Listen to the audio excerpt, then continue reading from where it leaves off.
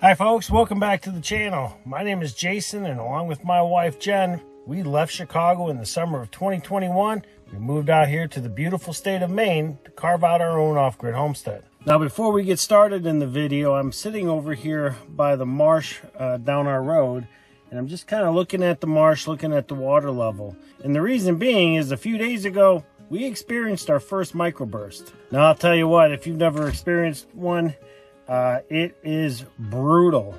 I've got some clips here I'm going to show you that was right out our back door. We didn't have much warning before it hit, and it lasted about 8 minutes or so, and then it let up, and about 30 minutes later the clouds opened up and we had sun again. But during that 8 minutes, holy smokes, it was absolutely terrifying.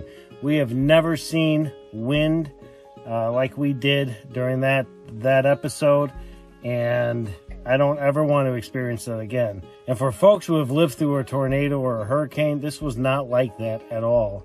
And I don't even want to suggest that we're comparing it.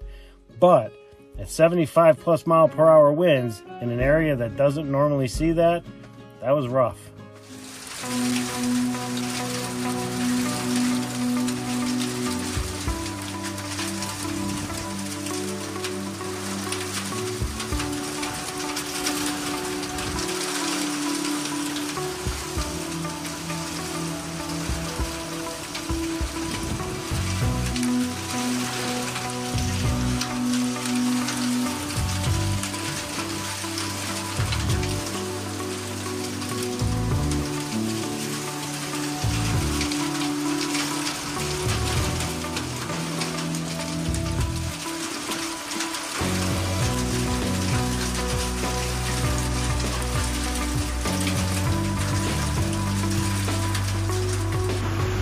This is the craziest storm we have ever seen here. We've never seen anything like this, ever.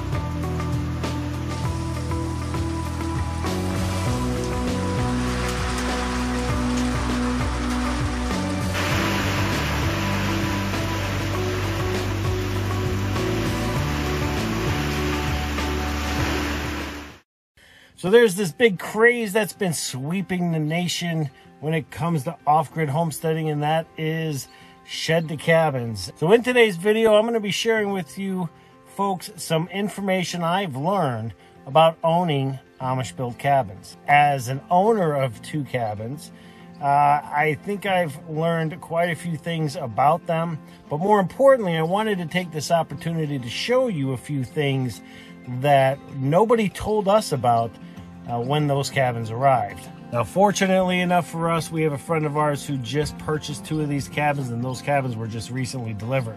So we're going to head over there shortly. I'll have an opportunity to show you guys what the cabins look like upon delivery as a shell, meaning they have 4 walls, a roof, and a floor.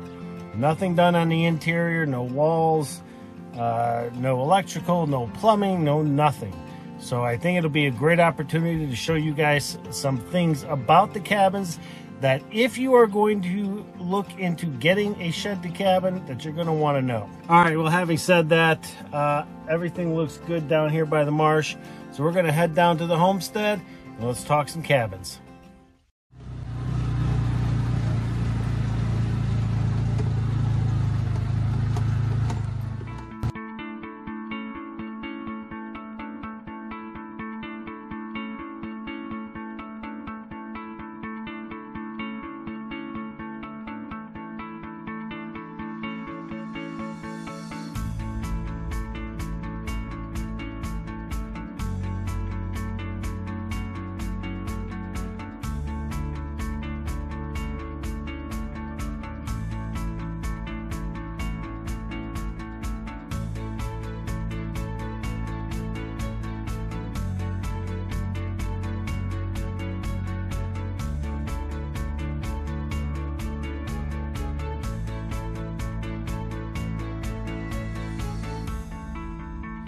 All right, so we are back here at the homestead, and these are our cabins. We have a 14 by 36 and a 14 by 32. Now, if you haven't seen the videos of me connecting them, we built a little hallway in between, and they are connected. So I'll leave a link in the description for those videos where we connected them. And I'll also leave a link in the description for the tour that we did on the inside of these cabins here. So our cabins were built by a company out of Smyrna Mills, Maine, Sturdi-Bilt. I know that they have locations scattered all over the U.S. We were really impressed with them. We talked to two companies when we were looking at having these things designed and built. Sturdi-Bilt just seemed to be the right fit for us. The people that we dealt with were absolutely amazing. And if you're interested and you're in the area, I will leave the Sturdi-Bilt information down below in the description as well. Now this cabin here is the 14 by 36. When it comes to dimensions with these cabins, they come in all sizes. I know that at least with this builder, 14 feet was the widest we could get, simply because the cabins are built off-site and then they are delivered. So they're driven down the road and they're delivered here. As such, and for whatever reasons, 14 feet was the limitation, and so that's what we went with, was the 14-foot wide. Now we do have another cabin that is on the property. It was the original cabin when we first moved here, and that building is a 12-foot building built by the same company. All right, so let's talk about some of the pros on these Amish built cabins. Number one, affordability. The Amish built cabins, as compared to normal cabins or normal houses, is extremely affordable. When Jen and I first started looking at different types of cabins, different building materials, one of the things that we really wanted was a log cabin. But that was until we started actually looking into it. Between the cost of the cabins, having them built, and then the maintenance on them, it just didn't make sense for us at the time. Lucky for us, though, we had a neighbor that we had met the first year we came here in 2019. Very nice people. They actually introduced us to these Amish built cabins because he had one. And we really fell in love with the simplicity of it, with the options that we had with the cabins. And it was just something that we really enjoyed being inside of. And more importantly, after hearing about the cost, we were pretty much sold before we ever even talked to Sturdi-Bilt.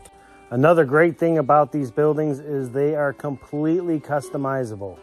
So you can choose where you want your doors, where you want your windows, what sizes you want, whether you want a porch or not, what color roof you want, what type of roof you want, what type of siding you want. All of those things are all options that you can choose at the time of design. Now, another thing that is great about these buildings is it is really easy to add porches. Like we added this porch here, which is our back porch. Later this summer, we're going to be building a front porch up here. Having the ability to build onto these buildings, in my opinion, was just such a huge asset to have. Makes it really, really easy. Now, another benefit to these is that they can be placed damn near any place. As long as the trailer can get in there, they can drop this thing. In addition to that, in our case, we have a gravel pad, but you can have them delivered on a basement. You can have them delivered on a cement pad, whatever type of foundation that you see fit that works for you. Now, as I just said a few moments ago, these buildings are extremely customizable. So let's assume for the moment that you're looking at a wood siding like we went with. I highly recommend, and I cannot stress this enough, that you either stain it or paint it as soon as you are able to, because what will end up happening is that over time, these panels, to being the raw wood, they're going to turn gray. Now, if that's the look you're looking for, hey, great, leave them alone. But in order to protect them and, you know, for years and years to come, you want to definitely stain them or paint them. All right, well, with all of that said, I think we're going to go ahead and get in the truck and we're going to head over to our neighbors so you guys can see what these things look like raw, just delivered, and we can talk about them because there are a few things inside and out that you guys need to know. Hey folks, so thankfully we have an opportunity to look at one of these cabins before they're finished. This cabin here is a friend of ours, and given the fact that he's got some brand new cabins, there are some things that I wanted to highlight that we didn't know that I wish we did know about these Amish built cabins. So from first look, these cabins are built very well. In this case, this cabin has 24-inch on center walls. It's got the high gable ends, the sort of cathedral ceiling like ours does, though he will have a flat run across at the peak. But more specifically, when you're buying Amish-built buildings or shed-to cabins, these few things you're going to want to highlight to the builder, or at least after you get your cabins, you're going to want to bring attention to. And this cabin here was just delivered a week ago, and this is a perfect example of what I'm talking about. Let's get into it. All right, so first and foremost, in these corners here, you're going to see that we have a 2x4 here, and a 2x4 here, right? And we can stick our insulation along this face when we put our insulation in here. Same thing on this side, but what we're lacking in this corner is a 2x4 here so that we can attach our siding to. And you're going to see that in all four corners. There's one. You're going to see it over in this one as well. Without having that 2x4, you run the risk of not being able to attach your siding when you go to do that. Now, I have seen 4 of these buildings get delivered, our 2 and the 2 that are here, and all 4 of them have the same issue. It is not a deficiency on the builder's side unless you explain to them you want them. You just have to remember that these are built as sheds, and in a shed, 2x4, having your studded walls is typically just fine. So that is definitely something you're going to want to have the builder either provide you, which are the 2x4s, and in this case, our builder knows that, and he provided 2x4s for it, or you're just going to have get yourself some 2x4s so that you can add those in the corners. Now, the next thing I'm going to suggest you guys take a look at when buying the cathedral ceiling buildings is that they don't always necessarily come with the board that will follow the rafter here that you'll be able to attach your ceiling to. Let me show you a little bit closer here. All right, so I've repositioned myself so that you guys can see this. Right now, we have this rafter, and we can attach a board to this flat and to this flat. But when we come over here to the end, there's nothing to attach it to. So this is another thing that is typical with these shed to cabins. You're gonna wanna get a 2x4, and these here are uprights so that you can attach insulation to.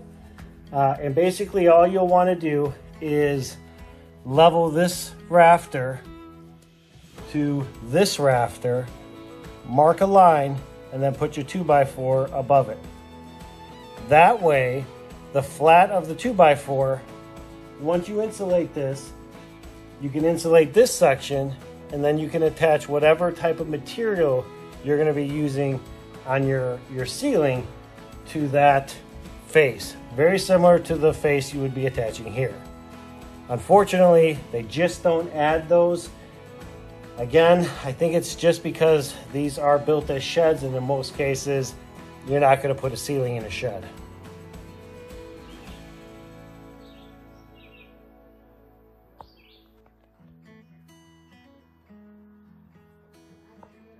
Okay, so we have addressed the corners. We have addressed the rafter that will run along your gable ends. Now let's talk about the gable ends themselves. In this case, the homeowner had specifically requested the uprights and they put them there. But when I received my cabins, I did not have these uprights.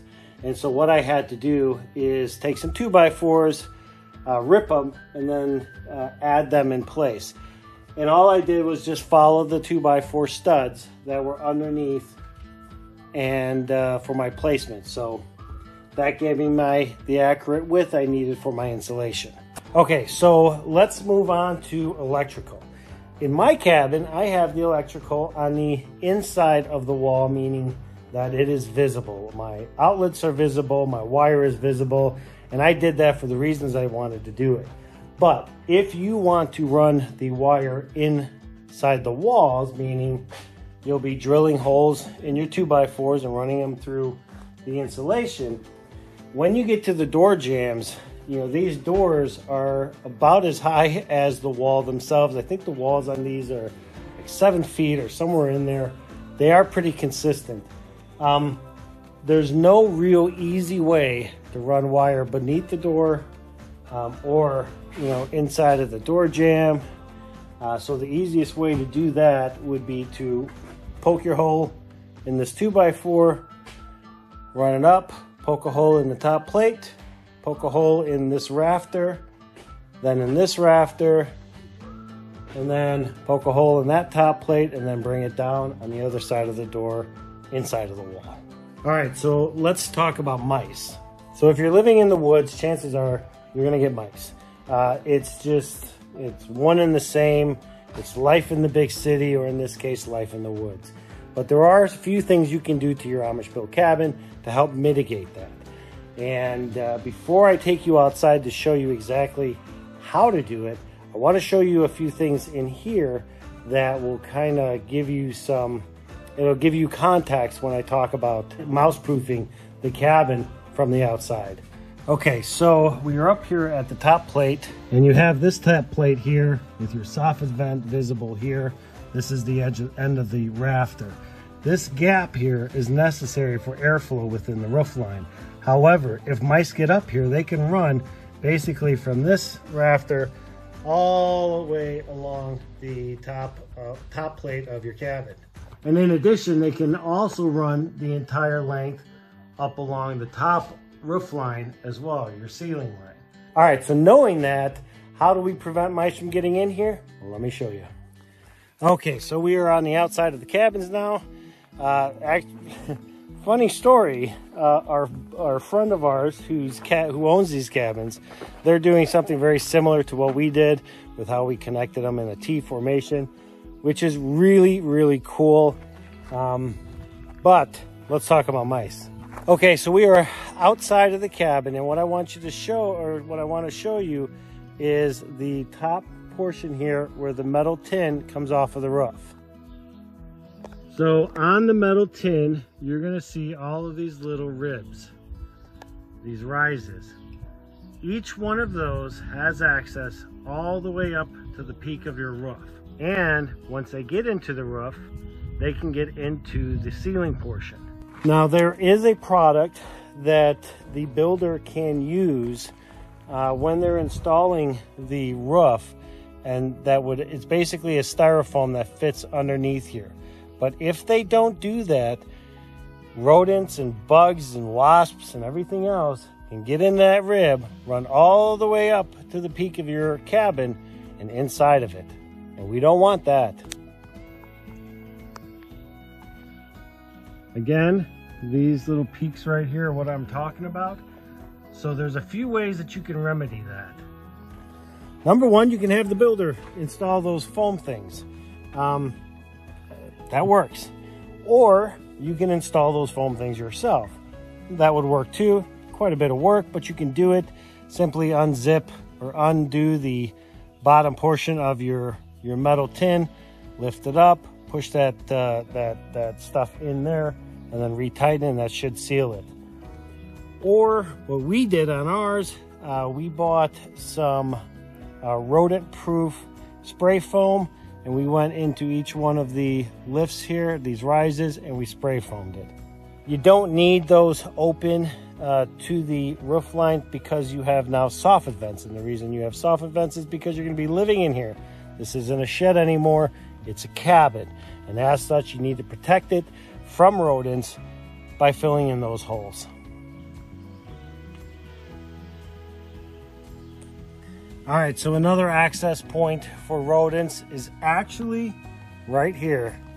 There is a gap at the corner pieces here that runs all the way up to the top of the cabin, and rodents can get up in here and run all the way up, get up to the top plate, get into the walls and into the roof line, and then you have your mice. How do you prevent that? Sticks either some steel wool or some spray foam up inside of there. Another thing you'll notice, and this is something I did when we first got our cabins, and I would highly recommend that you do as well, is take a walk around, and what you're specifically looking for is how they attached the siding to the cabin. Each one of these boards here has 2 nails at the studs, but if we go up, there's a seam here, and in this case, you've got 2 on this side, but you only got 1 on this side. Grab yourself a nail, poke a nail in there. Okay, so let's talk about underneath the cabin. This is more of a suggestion if you have a wood stove. Because of the weight of a wood stove, over time, you might get some sagging in the floors. What I would suggest, and this is something that we're actually going to do here this summer, is let's assume that this is where we have our cook stove, right? It's right in the middle. It's in between the this guy here and that one at the far end. What you're going to want to do is run a 4x4 right underneath some of these floor joists, and then you're going to want to put a pier there. And that is simply just for some added support for wherever you put your wood stove.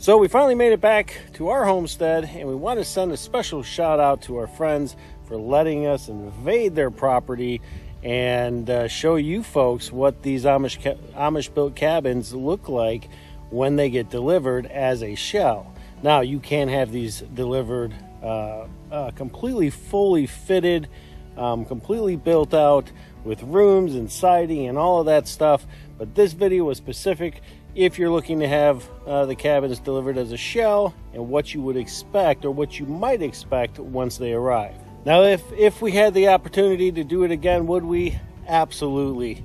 We are so happy with our cabins.